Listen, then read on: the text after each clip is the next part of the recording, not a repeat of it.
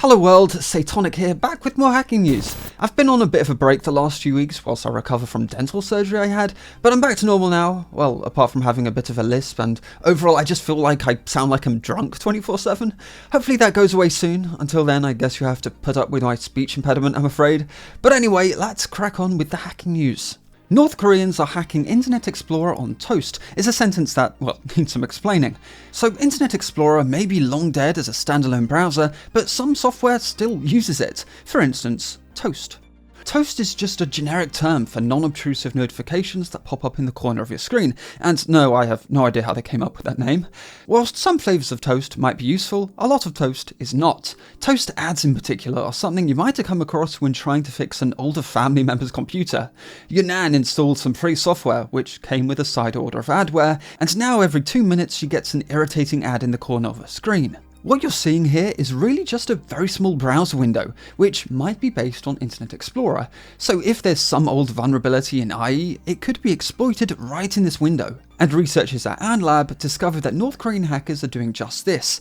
Kim Jong-un's hacker gang, APT-37, recently compromised a South Korean ad agency and injected malicious code right into the scripts that they use to serve ads. Turns out, Kim's henchmen had an exploit which allowed them to execute arbitrary code on victim computers via Internet Explorer. The North Koreans were actually first caught doing this back in 2022, when they used malicious documents to exploit the fact that Microsoft Word still used Internet Explorer to render HTML. Microsoft, of course, patched the vulnerability, but Kim's hacker gang recently discovered a totally new zero-day exploit which allowed them to bypass that patch, and they've since started exploiting Internet Explorer all over again, this time using Toast. And to make matters worse, this doesn't even require any user interaction. By the time that Internet Explorer enabled Toast is rendered, it's all over. A variant of malware called Rockrat has already been installed on your computer, allowing the North Koreans to keylog you, monitor your clipboard, steal your files, all of which are uploaded to a hacker-controlled server. The researchers didn't say if there was a specific target of this operation or what they think the end goal here was, though they did claim to have discovered and neutralized it early in its operation before it caused too much carnage. Next up, what does a government surveillance platform actually look like? LocateX has been in the news every so often over the past 2 years. In 2022, it came to light that the US Secret Service was a customer of theirs. Then we got a leaked government contract. However, the conversation on LocateX has been very abstract. Never before have we actually seen the tool and had any idea of its features.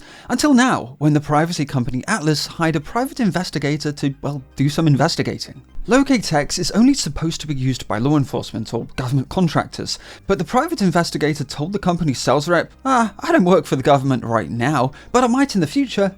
And the salesman said, well, that's good enough for me. And besides, they don't actually check. And so the company gave him a 2-week free trial. The tool looks like some kind of Google Maps extension. Each red dot represents the location of a phone. You can zoom in on a location and see all the mobile phones that have visited that location within a set time period. Then you can just tap on one of those red dots and see where that phone has been. And check this out, 88,000 GPS signals from just one device. You've even got a map detailing the chronological movements of the phone and, by extension, its owner. LocateX works by tracking mobile advertising identifiers, and this is by no means a new tracking method, it's a very well-trodden topic. The process often starts when a dodgy app asks for your location. There's a chance the developers of that app might be selling your GPS movements to a data broker, which then might sell it on to a tool like LocateX.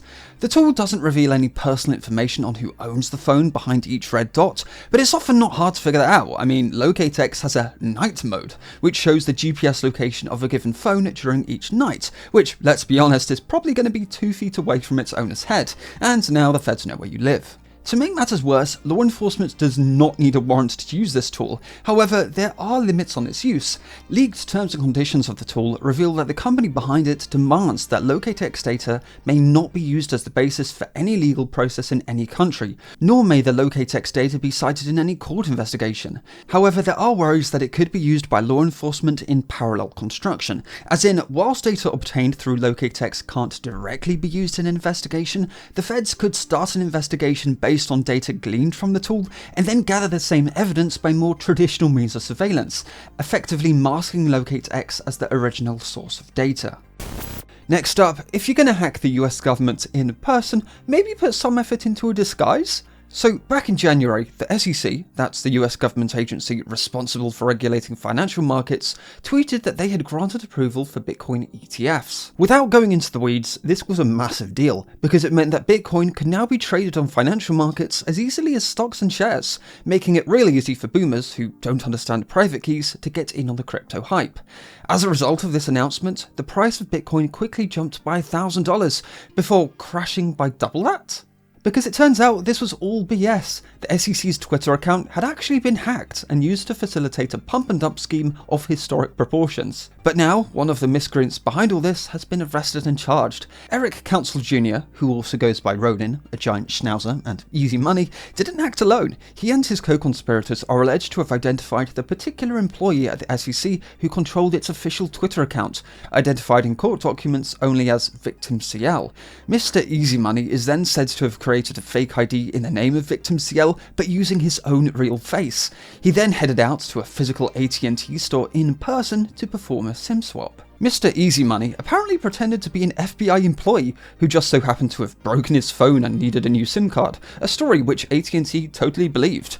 After grabbing the SIM, he walked to a nearby Apple store, bought a new iPhone, and used it to reset the password for the SEC Twitter account, sending the 2FA code to one of his co-conspirators who ended up posting that tweet. After the media firestorm, Mr. Easy Money no doubt realised just how dumb it was to do all this in person, because the feds found that his PC had been used to search for, how can I know for sure if I'm being investigated by the FBI? What are the signs that you're under investigation by law enforcement? In all likeliness, Mr. Easy Money, might want to rethink that name, was probably just some underpaid foot soldier here, with the cyber thieves who made the big money from this pump and dump so far having escaped justice. But if convicted, Eric is probably facing a good few years in prison. Next up, one of the internet's most prolific cybercriminals has just been arrested in Brazil. USDoD has been causing chaos ever since the days of raid forums. He's been linked to many hacks and data breaches over the years, but the operation he's most well known for, and might have something to do with his arrest, was when he used the stolen identity of a big-time CEO in the financial industry to gain access to the FBI's InfraGard platform, an information-sharing program for those tasked with managing the cyber and physical security of America's critical infrastructure. USDoD proceeded to scrape its entire database of 80,000 people and put it up for sale. More recently, he was behind the breach of the data broker National Public Data. This absolute monster of a breach saw billions of records stolen, including potentially millions of addresses, social security numbers, and phone numbers, resulting in multiple class action lawsuits being brought against the company, which has actually since filed for bankruptcy. There's no arguing that USDoD is an agent of chaos in the truest sense. However, a couple months back, he made a big mistake by making an enemy of CrowdStrike, a $75 billion cybersecurity company. USDoD scraped and leaked the list of all the threat actors it was tracking, and CrowdStrike was not amused, putting their people on him, and less than a month later they leaked the docs of the guy to a Brazilian tech news site. The docs revealed he's a 33-year-old Brazilian named Luan, and surprisingly in an interview, USD actually congratulated CrowdStrike for doxing him, conceding that it was time to take responsibility for his actions and face the music. And his inevitable arrest has just been confirmed by Brazilian authorities. What happens now, though, isn't exactly clear. It's quite possible he could be extradited to the US, or perhaps face charges in his home country of Brazil. I mean, I did read some rumours that he hacks the Brazilian Federal Police a few years ago under one of his other hacker pseudonyms, though I couldn't find any solid evidence of that. That's all for this video. As always, thanks for watching, and I'll see you in the next video. Have a good one.